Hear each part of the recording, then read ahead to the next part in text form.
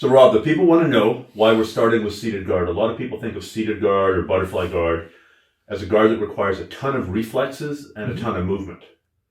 And so they probably want to know why you're advocating this for older gentlemen. What we're talking about specifically is seated guard versus a standing passer. So against a kneeling passer, if I want to play a recumbent guard, it's really quite fine, right? Like if you're on your knees, I can do this, and I know if you approach my guard, you're approaching it quite incrementally. Your movement is limited by the fact that you're on your knees. So I don't actually have to worry about you jumping all over the place and being really active. But if you're standing and I'm doing this, oh man, like we talked about this earlier, I've conceded the engagement phase. So this isn't so much that I'm an advocate of the seated guard, although I am. It's against the standing passer. As an old fuck, it's my only option. Because if I just do this, if I'm not super bendy, if I don't have fantastic guard retention and leg dexterity, I'm in a real pickle, right? And if I don't have a spider guard in the gi, I'm extra fucked. So at least here, I've got my slow ass old man arm, but it's out in front of me, and I've got this leg that I can use to match your forward leg. If you end up going into a square stance, your movement is very limited. All you can really do is circle around me, and it's very easy for me to follow you. My turn radius is a lot smaller than yours, so I actually don't need to be able to move that much. I can attack you with idiot sweeps and double ankle sweeps and things like that. And if you do step forward, in terms of reflexes, the demand on me is not that high. If you have your right leg forward, I'm going to have my right knee down. If you switch the other way, I don't want to stay like this because you're going to be able to circle around me too easily.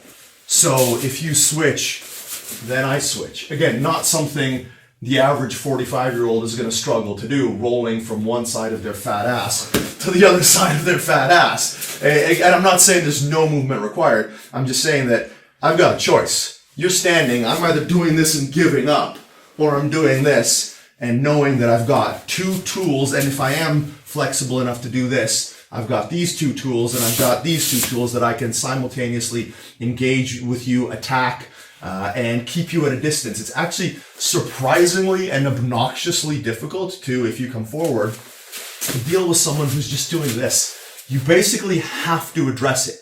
You have to bring your hand to my hand, and when you do, you're going to give me the hand. And we were going to talk about grip fighting and all that kind of stuff. But and same goes for this. If I just stick my leg in your way, which the only way you can pass my guard is by putting one of your feet forward. If you keep a square stance back there, exactly.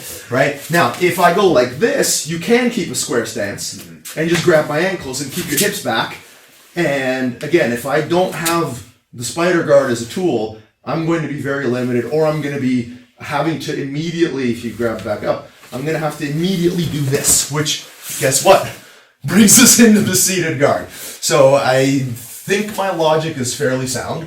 Again, I'm not advocating the seated guard at all costs. It's just, if you're standing, I may as well put this wall in front of you, have you deal with it, which affords me an advantage, or at least a predictable response in the grip fighting exchange that I can definitely win. And so that's the point of the seated guard. That's the point of the engagement phase, is just knowing that I can predict. So if you go back to standing, I can predict most of the time, most people right-handed, they will go right foot forward. This is fairly predictable. I can easily block that.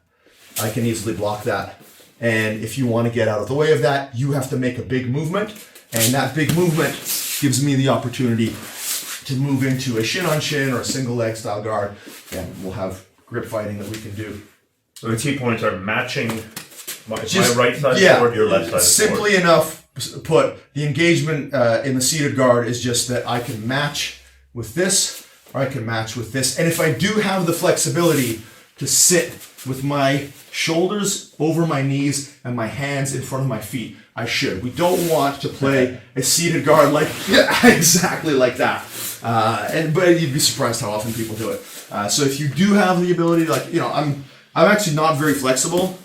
This is about all I got. I can't do lotus position. I can't put my knees on the ground, but I can very comfortably sit like this. So again, you don't have to be particularly flexible. You just largely don't have to have a big belly in your way, and you can basically do this kind of stuff. So I'll be blocking your knee, and I'll be reaching for the collar, I'll be going for the hands, and I'll be predicting that you have to engage like that, which gives me the sleeve grip in the gi, or the 2-on-1 wrist grip baseball style in no gi, that allows me to then move. Like once I'm controlling this, I can move myself into a shin on shin, which is a very robust form of attack that again limits your movement, slows you down. It meets the parameters that we're trying to achieve with our old fucks BJJ series.